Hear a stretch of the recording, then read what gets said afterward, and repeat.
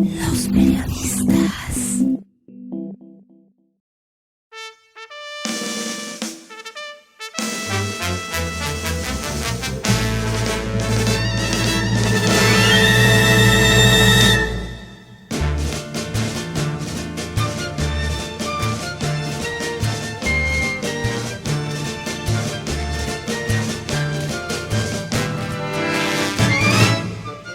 No venía a la memoria con tanta fuerza el recuerdo de un jueves de Corpus.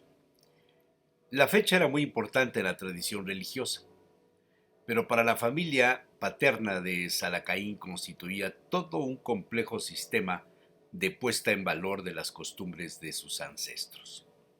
Cada año, hacía muchas décadas, se alistaban desde 2 o 3 días antes la abuela y sus hermanas para viajar a Izúcar de Matamoros. El auto se alistaba, se mandaban revisar los frenos, la alineación, se afinaba en un taller por la zona del teatro principal donde había algunos mecánicos y llegaba la fecha. El jueves de Corpus se levantaban muy temprano, a las 4 de la mañana. El chofer llegaba unos minutos más tarde y se iniciaba la aventura de ir a Izúcar de Matamoros. La carretera era muy sinuosa, peligrosa y se tomaba con mucha cautela. En el recorrido Salacaín escuchaba los relatos familiares, los nacimientos, las muertes, los accidentes, y casi siempre se rezaban algunas oraciones al inicio del viaje y se encomendaba todo el mundo a la Virgen de Guadalupe. La distancia, unos 60 kilómetros, se recorría a veces en unas 2 horas y media, a veces más, pues el tráfico de transportistas era muy intenso entre más cerca se estaba de Izúcar de Matamoros.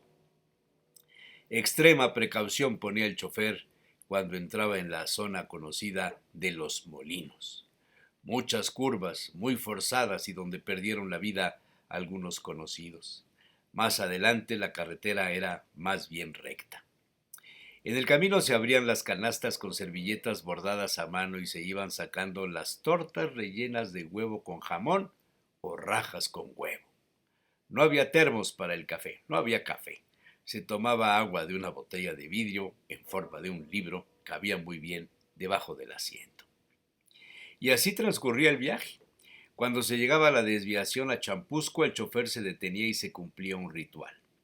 Pasar a saludar a don Chava, dueño de un taller de reparación de llantas y algo de mecánica, quien había sido amigo del tío abuelo general, por cierto. Se aprovechaba para ir al baño, tomar agua y a veces un café muy aguado y muy negro. Y el viaje continuaba. Primero Tepeojuma y después La Galarza, donde el olor a caña de azúcar era sobresaliente. Con suerte, el tránsito era fluido en esa parte, pero si tocaba algún carro de arrastre de caña tirado por mulas, la cosa se complicaba. La planta de Bacardí, a pie de carretera, era la culpable. Y al final la llegada a Izúcar de Matamoros, donde empezaban las costumbres. Parada obligada en la parroquia de Santiago Apóstol.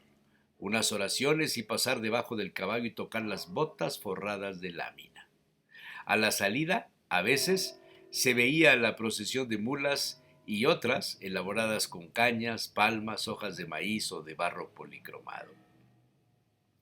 Vendrían después los recorridos por las casas de las familias aún vivas, el huerto de mangos, la visita al mercado, donde la familia guardaba muchos recuerdos, el saludo al peluquero, pariente lejano, quien aún tenía en su local un enorme espejo con marco dorado, heredado de algún familiar, y la repetida pregunta, ¿cuándo me lo vende?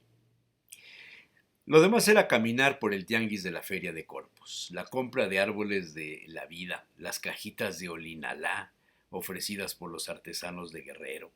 Las canastas se iban llenando de rosquetes y panes colorados llamados por las tías abuelas panes de barrio. La comida era en casa de uno de los familiares, al lado de un huerto de mangos.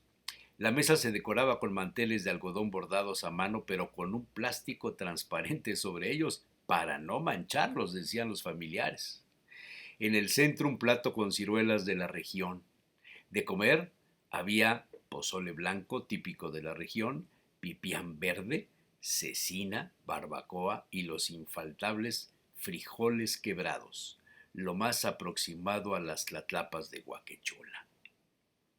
En la mesa se colocaban botellas de refrescos, aguas de frutas, una botella de aguardiente de caña, una de whisky, especial para las grandes celebraciones, y al final el café, jamoncillo de pepita, y algunas veces compraban raspados en la feria para llevarlos a la comida. Luego se iban caminando al centro de Izúcar para ver los bailables. Aparecían así los 12 pares de Francia con sus cascos de cartón y sus capas multicolores, los tecuanes, donde se buscaba la captura de la fiera, a veces con pinta de tigre, otras de puma o de león. El regreso era más cansado que la venida. Los efectos de la comida y el olor en el auto de las cajas de mango eran verdaderamente un acoso al olfato, prolongado por varios días, pues los mangos, verdes aún, se envolvían en papel periódico y se guardaban en un cuarto de la casa de la abuela, donde permanecían hasta estar maduros. Para Salacaín era insoportable convivir con el olor del mango encerrado por varios días, pero al final el mango era uno de los lujos de la familia, de su propio huerto. Pero esa es otra historia.